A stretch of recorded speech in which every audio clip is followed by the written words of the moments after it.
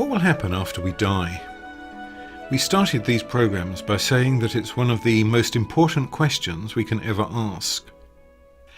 At the heart of the Christian message is the claim that Jesus rose from the dead. This is the central moment of history. It confirms God's reality. It confirms that Jesus is the Son of God, and it confirms that there is life after death. So what do you think? Did Jesus really rise from the dead? And if he did, how does this change things? The people we've talked to in these programs have spent their lives studying the evidence. We asked them what difference it makes to them personally. In 1995, I watched while my wife died of stomach cancer. It was an agonizing death. Thankfully, she wasn't in a lot of pain, but she was of small stature anyway, and she lost about half her body weight, and it was just agonizing for me to see her just waste away like this, and we were very close, and I had 4 children at home, and the youngest was only 9 years old. And I think about Paul's words in 1 Thessalonians where Paul says, when believers die, believers grieve. We mourn. But Paul says, believers don't mourn as those who have no hope. Do you ever think about that? To mourn with hope or to mourn without hope. There's all the difference in the world. Jesus wept over the death of his friend Lazarus, even though he was just he raised him from the dead in a matter of minutes. So grieving is not fun, but grieving with eternal hope makes all the difference in the world. Just under a year ago, I had the great privilege of taking my father's funeral. My father was 91, and he had lived a long, good life. He'd been a prisoner of war, suffered greatly, and had come back and had quietly got on and made a life and made a home and brought up his family and had seen children, grandchildren, and happily great-grandchildren. And to be honest, if I didn't believe in the resurrection, the funeral would have meant one thing for me. Because I do believe in the resurrection, the funeral meant something totally and utterly different. And though, of course, it was hugely sad to be saying goodbye to my great father, who I'm really grateful for, I have a sense of saying good night and see you in the morning. To know that Jesus rose from the dead changes everything in my life. Life often is difficult. All sorts of things come.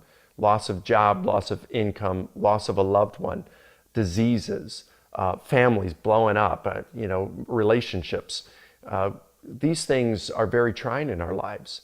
And sometimes God just seems quiet and absent. To know that Jesus rose from the dead, though, makes all the difference, because it tells me that I matter to God, that he really cares for me. And it tells me that this life is not the end of things. We're going to spend a whole lot more time with God within eternity than we are on this earth.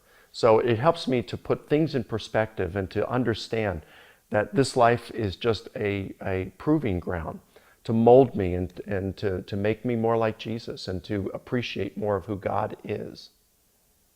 If the resurrection of Jesus really happened, then it is fraught with significance, both for mankind in general, as well as for each of us individually. In general, it means that the claims of Jesus of Nazareth were true, that this man was not a blasphemer. He really was the Son of God. And therefore, Jesus holds the key that unlocks the door to eternal life. Jesus said, I am the resurrection and the life. He who believes in me, though he die, yet shall he live. And he who lives and believes in me shall never die. So this holds out the hope of eternal life and relationship with God. It also means that there is going to be complete spiritual, physical, and psychological healing for us. Jesus' resurrection body was the prototype for our own resurrection bodies. The Christian hope is not of a disembodied existence, a soul that flies off to some ethereal realm. We will have supernatural bodies like Jesus that will inhabit a renewed creation. And in this transformed world, we will be freed from every disability, from muscular dystrophy and multiple sclerosis and mental retardation and cerebral palsy to your bad back or your lumbago. Everything will be completely physically healed, and what a hope that is. But also psychological healing. Every one of us is psychologically broken, I think. We all carry emotional scars from our childhood and from experiences in life that have shaped us in different ways. And there will be complete psychological healing in the resurrection as well. We'll become transparent, open, whole people, freed from every kind of neurosis and anxiety and emotional difficulty that makes life so hard here.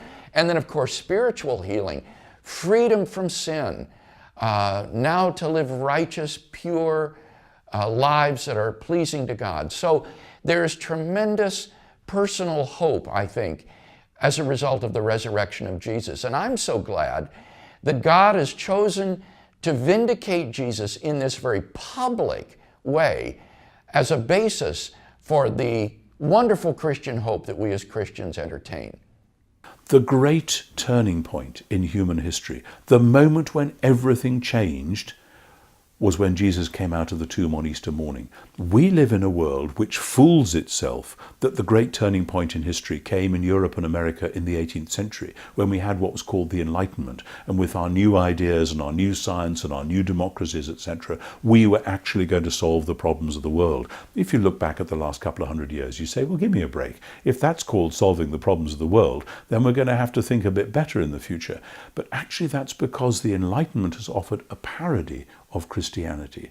The Enlightenment, therefore, wants to rubbish the resurrection, because if the resurrection happened, it means that that was the great turning point of history, not Europe in the 18th century. And so the agenda for Christians today, and this I think is very powerful for me right now, is to go back and re-inhabit the truth that God's new world was born, not when certain European thinkers had some bright ideas 200 years ago, but when Jesus came out of the tomb on Easter morning. And as we learn to live out of that belief, out of that event, then that is the way in which God's kingdom is going to come on earth as in heaven.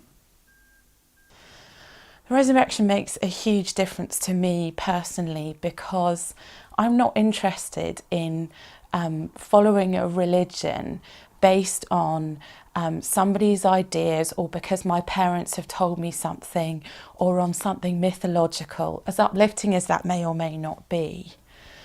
The uniqueness of the Christian faith is that at the heart of it there is this claim that it is actually true and real, and that the events happened in history and that we can know that. So when I make a claim about Jesus Christ and his ability to save me through his death on the cross, and his promise that I can be forgiven for what I have done and I can be with him in eternity, even though I'm a sinful person, that promise that he makes is not pie in the sky. That is actually rooted in truth and reality. He came in history, he lived, he died on a Roman cross, and then he was risen from the dead, and that actually happened in history. So his claims are staked in verifiable evidence, so that what I believe is actually true. It's not delusion, it's not fantasy, it's not tradition of my family, it's actually true and real. That's the difference the resurrection makes.